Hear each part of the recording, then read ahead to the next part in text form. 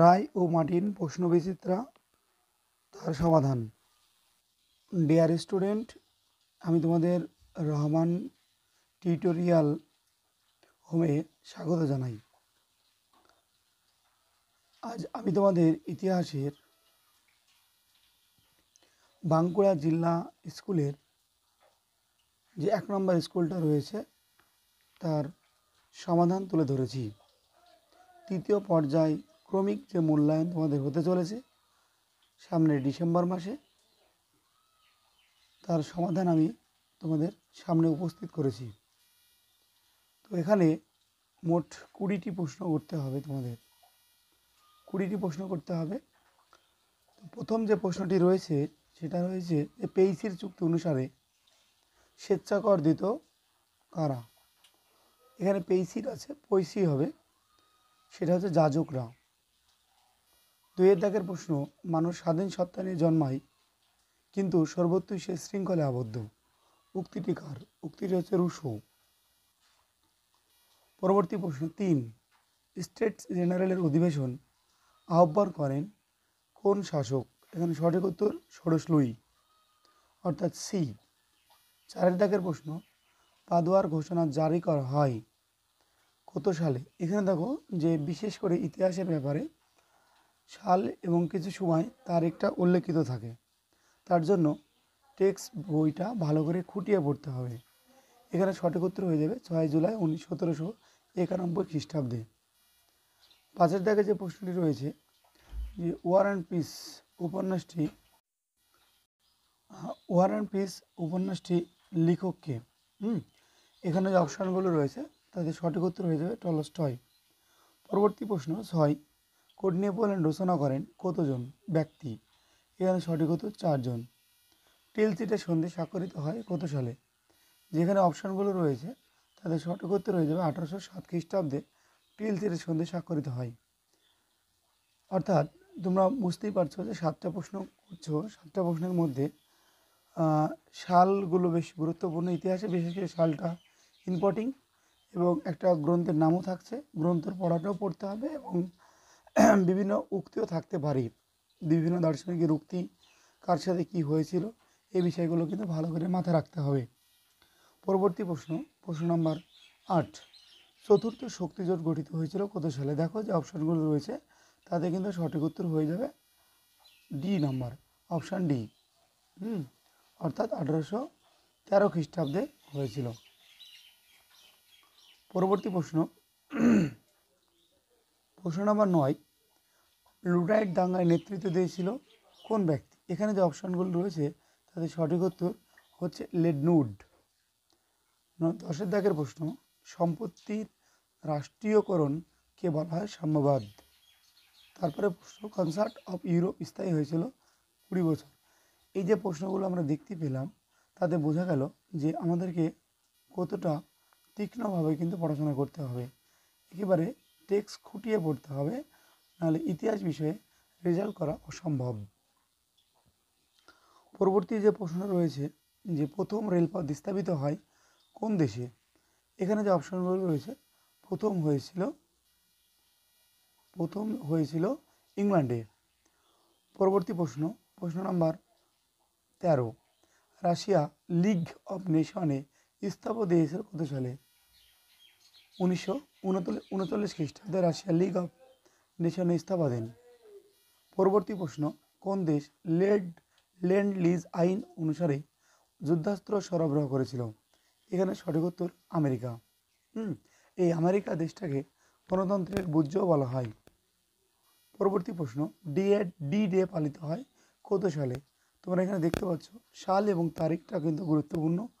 আমরা 20টা যে প্রশ্ন করছি তার মধ্যে 2টো কিন্তু আমরা প্রশ্ন পেয়েছি সাল এবং তারিখ একসঙ্গে রয়েছে। প্রশ্ন নাম্বার 16, দ্বিতীয় বিশ্বযুদ্ধের সময় মার্কিন রাষ্ট্রপতি কে ছিল? Franklin Delano Roosevelt. খুবই গুরুত্বপূর্ণ প্রশ্ন এটা তৃতীয় পর্যায়ের পরীক্ষার জন্য। 17 নম্বর প্রশ্ন, লিগ অফ নেশনের সদর কার্যালয় অবস্থিত কোথায়? জেনেভা শহরে লিগ অফ নেশনের কার্যালয় অবস্থিত। পরবর্তী প্রশ্ন 18, লিগ অফ নেশনের প্রথম মহাসচিব কে ছিলেন? ট্রিকবিলি। খুবই গুরুত্বপূর্ণ প্রশ্ন। 19 নম্বর প্রশ্ন, সম্মিলিত জাতিপুঞ্জ প্রতিষ্ঠিত প্রথম ধাপ আটলান্টিক চার্টার আইন, যেটা 1941 সালে সংগঠিত হয়েছিল। পরবর্তী প্রশ্ন অর্থাৎ এমসিকিউর লাস্ট প্রশ্ন 20 নম্বর, যে জাতিপুঞ্জের নিরাপত্তা পরিষদের স্থায়ী সদস্য কত ছিল? স্থায়ী সদস্য ছিল 5 জন। এবার আমরা দেখে নিব যে 2-এর দাগে যে 16টি প্রশ্ন রয়েছে সেগুলো কি কি রয়েছে প্রশ্ন। 2-এর দাগে বলছে নিচের প্রশ্নগুলির উত্তর দাও যে কোনো 16টি, অর্থাৎ 16কে 16টি প্রশ্ন করতে হবে। প্রথম যে প্রশ্নটি রয়েছে দ্য রাইট অফ ওমেন্স 1791 কে রচনা করেন? এখানে আমি তোমাদের সামনে তুলে ধরেছি, দেখো যে এখানে তুলে ধরা হয়েছে Olympe de Gouges the right of woman 1791 খ্রিস্টাব্দে রচনা করেন।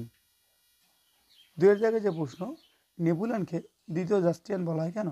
কারণ অস্ট্রিয়ানের যে রাজা তার মতো আইন সংহিতা রচনা করেছিলেন নেপোলিয়ন বোনাপার্ট, এই কারণেই তাকে দ্বিতীয় জাস্টিয়ান বলা হয়। 3-এর থেকে প্রশ্নটা একটু লেখার বিষয় আছে যে ক্রুকার টেলিগ্রাম বা এমস টেলিগ্রাম ব্যাপারটা তোমরা অবশ্যই সহজ একটা প্রশ্ন লিখে নিও বা পড়ে নিও। 4-এর দাগের প্রশ্ন ইউনেস্কো কথাটির অর্থ কী? ইউনেস্কো মানে হচ্ছে united nation educational scientifical scientification cultural organisation. তোমরা অবশ্যই দেখে দেখে উত্তরটা লিখে নিও। পরবর্তী দেখো বিয়ের দাগে সত্য বা মিথ্যা বিষয়গুলো রয়েছে, যে ফ্রান্সের রাজারা ঐশ্বরিক মতবাদে বিশ্বাসী ছিল, অবশ্যই সত্য। তারপরে রয়েছে ইউরোপের 13টি জাতিরাষ্ট্র মিলে লিপজিগের সন্ধি করেছিল, অবশ্যই সত্য। 3 দাগের প্রশ্ন শিল্প বিপ্লব ও ঔপনিবেশিক সাম্রাজ্য বিস্তারের কারণে প্রথম বিশ্বযুদ্ধ হয়েছিল, অবশ্যই সত্য। 4 দাগের প্রশ্ন সম্মিলিত জাতিপুঞ্জের স্থায়ী সদস্য ছাড়া অন্য কোনো ভেটো ক্ষমতা প্রয়োগ করতে পারবে না, অবশ্যই সত্য। এবার দেখো সি অর্থাৎ শূন্যস্থান পূরণ। আমরা শূন্যস্থান পূরণে দেখে নিব কী কী রয়েছে। এখানে মোট 4টি প্রশ্ন রয়েছে শূন্যস্থান পূরণে। প্রথম প্রশ্ন কুইসনে হলেন একজন ড্যাশপন্থী, কুইসনে ছিলেন একজন ফিজিওক্রাটপন্থী। 2-এর দাগের প্রশ্ন নেপোলিয়ন মারা যান কোন দ্বীপে? সেন্ট হেলেনা দ্বীপে নেপোলিয়ন মারা যান।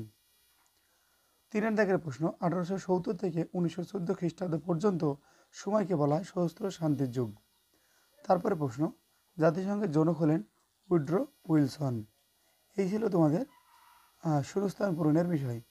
এবার আমরা দেখে নেব যে ডি-এর দাগে যে প্রশ্নগুলো রয়েছে অর্থাৎ স্তম্ভ মিলাও, সেই স্তম্ভ মিলানোর বিষয়টা দেখবো। এখানেও 4টি রয়েছে, অর্থাৎ 4টি করতে হবে তোমাদের, তবেই তোমরা কিন্তু 4 নাম্বার পাবে। প্রথম যে প্রশ্নটা রয়েছে পার্ল হারবার ঘটনা, এখানে দেখো পার্ল হারবার ঘটনার সাথে মার্কিন যুক্তরাষ্ট্র। তারপর তৃতীয় বিশ্বের সাথে যে যুক্ত হয়েছে সেটা হচ্ছে লাতিন আমেরিকা, অর্থাৎ পাশে পাশে রয়েছে দেখো 1, 2, 3, 4, কিন্তু আমি তোমাদের সুবিধার্থে এটা কিন্তু তুলে ধরেছি। 3-এর থেকে যে প্রশ্ন পোল্যান্ড আক্রমণ, 3-এর পোল্যান্ড আক্রমণ 1939 খ্রিস্টাব্দে 1 সেপ্টেম্বর। লাস্ট যে অপশানটি রয়েছে তার সাথে অবশ্যই বুঝতে পারছো বিজয় দিবস হিসাবে সি অর্থাৎ 1945 খ্রিস্টাব্দে। এবার যে অপশান পরবর্তী যে প্রশ্ন রয়েছে ই নিচের বিবৃতিগুলির সঠিক ব্যাখ্যা করো। এই যে অপশানগুলো রয়েছে অর্থাৎ বিবৃতি, তোমাদেরকে বিবৃতি করতে হলে কিন্তু টেক্সট পড়তে হবে। বিবৃতি বিষয়টা অনেক ছাত্রছাত্রী হয়তো বুঝতে পারে না, তবে তোমাদেরকে বলে রাখি যে বিবৃতির জন্য কিন্তু টেক্সট পড়তে হবে। বিশেষ করে টেক্সট না পড়লে বিবৃতিটা করা কিন্তু সহজ কাজ নয়। এখানে যে প্রথম যে বিবৃতি রয়েছে দেখো, যে প্রথম বিবৃতিতে যেটা রয়েছে সেটা হচ্ছে যে ফরাসি সম্রাট ষোড়শ লুই স্বৈরাচারী শাসক ছিলেন। এই যে স্বৈরাচারী শাসক ছিলেন তার পরিপ্রেক্ষিতে 3টি কিন্তু ব্যাখ্যা রয়েছে, ব্যাখ্যা এ, ব্যাখ্যা বি এবং ব্যাখ্যা সি। তো এর মধ্যে কোন কোন ব্যাখ্যাটা সঠিক হতে পারে? দেখো তিনি জনগণের কথা শুনতেন, অবশ্যই একজন স্বৈরাচারী শাসক কখনোই জনগণের কথা শুনতেন না, বুঝতে পারছো, একজন স্বৈরাচারী শাসক কখনোই কিন্তু জনগণের কথা শুনতেন না। তিনি স্টেট জেনারেলের অধিবেশন ডাকেননি, অবশ্যই ভুল। তাহলে কি তিনি মানুষের উপর অত্যাচার শুরু করেছিলেন, তাহলে অর্থাৎ বিবৃতি ব্যাখ্যা যে রয়েছে তিনি সি অর্থাৎ তিনি মানুষের উপর অত্যাচার করেছিলেন, এই জন্য তিনি স্বৈরাচারী শাসক ছিলেন। পরবর্তী প্রশ্ন বিবৃতি 2 নেপোলিয়নের বিরুদ্ধে ইউরোপের বহু দেশে তীব্র প্রতিক্রিয়া গড়ে ওঠে, কারণ বিবৃতি সি অর্থাৎ বিবৃতি দুইয়ের যে উত্তর অর্থাৎ ব্যাখ্যাটা সি, ফরাসি সাম্রাজ্য বিস্তারের মাধ্যমে তিনি বহু রাজবংশের অবসান ঘটিয়েছিলেন। তারপরে বিবৃতি সি এর এই 3-এর যে প্রশ্নটি রয়েছে, যে শিল্প বিপ্লবের জন্য প্রথম বিশ্বযুদ্ধ অনিবার্য ওঠে, এখানে অপশান সি।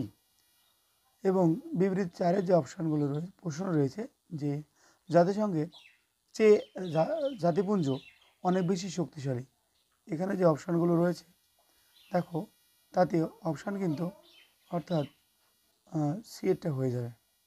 এবার আমরা দেখে নেব যে 11 দুগুণে 22 অর্থাৎ 11টি প্রশ্ন করতে হবে 2 মার্কের।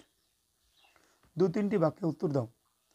এখানে আমি তোমাদের সামনে রায়মার্টিন বইয়ে প্রশ্নগুলো তুলে ধরেছি, প্রশ্নের উত্তরও তুলে ধরেছি। হ্যাঁ, অর্থাৎ এই যে প্রশ্নগুলো রয়েছে তার নাম্বার আমি পাশে দিয়েছি, এর ফলে তোমাদের যেন কিছুটা সুবিধা হয়। আমি তোমাদের সামনে শুধুমাত্র এমসিকিউ এবং এসএকিউ প্রশ্নের সমাধান কিন্তু তুলে ধরেছি, আমার এই ভিডিওতে কিন্তু লেখা রয়েছে। অতএব 2-এর যে প্রশ্নগুলো, এই প্রশ্নগুলো তোমরা অবশ্যই বই দেখে খুঁজে লিখে নিও বা পড়ে নিও বা শিক্ষকদের কাছ থেকে তোমরা অবশ্যই জেনে নিও। আমি তোমাদের সামান্যতম উপকার করেছি, এই পেজ নাম্বারগুলো দিয়েছি যে এই পেজে গেলে এই প্রশ্নের উত্তরটা তোমরা পাবে। প্রথম যে প্রশ্ন, দার্শনিক ভলতেয়ার কী কী কারণে স্মরণীয়, 29 নম্বর পেজে পাবে। এই যে প্রশ্নগুলো তোমরা দেখতে পাচ্ছ পরপর প্রশ্ন, তবে গুরুত্বপূর্ণ প্রশ্ন এখানে রয়েছে। চীন সুয়েজ খালের গুরুত্ব কী, ইঙ্গো ফরাসি দোসর নীতি কী, তারপরে প্রশ্ন কুলটুর ক্যাম্প বলতে কী বোঝো, হিরেনবক তত্ত্বটা কী, কুইন জাতিসংঘ প্রতিষ্ঠার উদ্দেশ্য কী রয়েছে, এগুলো বেশ গুরুত্বপূর্ণ প্রশ্ন। এবার আমরা দেখে নেব যে 4 মার্কের যে প্রশ্নগুলো রয়েছে, অর্থাৎ 6টি প্রশ্ন করতে হবে পরীক্ষায়। হ্যাঁ, তৃতীয় পর্যায়ে 6টি তোমাদের প্রশ্ন করতে হবে 4 মার্কের। এই প্রশ্নগুলো তোমরা কিন্তু বই দেখে বা শিক্ষকের কাছ থেকে তোমরা জেনে নিও। দেখো প্রশ্নগুলোর মধ্যে বেশ গুরুত্বপূর্ণ প্রশ্ন যে ফরাসি বিপ্লব ও নারী বিষয়ে তোমাদের ধারণা তুলে ধরো, বা এই যে প্রশ্নটা ভারতবর্ষকে ব্রিটিশ সাম্রাজ্যের রত্ন বলার কারণ, তারপরে দ্বিতীয় বিশ্বযুদ্ধের যোগদানে আগে আমেরিকা কীভাবে যুদ্ধের জন্য তৈরি হয়েছিল, এটা 4 মার্কে। এবং 8 মার্কের জন্য 8 মার্কের 3টি প্রশ্নই গুরুত্বপূর্ণ, তার মধ্যে দ্বিতীয় বিশ্বযুদ্ধের কারণ বেশ গুরুত্বপূর্ণ, রাশিয়া আক্রমণ করেছিল নেপোলিয়ন, এটাও বেশ গুরুত্বপূর্ণ। তো এই ছিল আজকে আমাদের ভিডিও। প্রথম যে স্কুলটা রয়েছে ইতিহাসে, তার উপরে আশা করি তোমাদের ন্যূনতম হলেও সহযোগিতা করতে পেরেছি। পরবর্তী ভিডিও পাওয়ার জন্য বা পরবর্তী স্কুলের ভিডিও পাওয়ার জন্য তোমরা অবশ্যই চ্যানেলটিকে সাবস্ক্রাইব, কমেন্ট করবে এবং বন্ধু বান্ধবের মাঝে তোমরা অবশ্যই শেয়ার করে দেবে। All the best.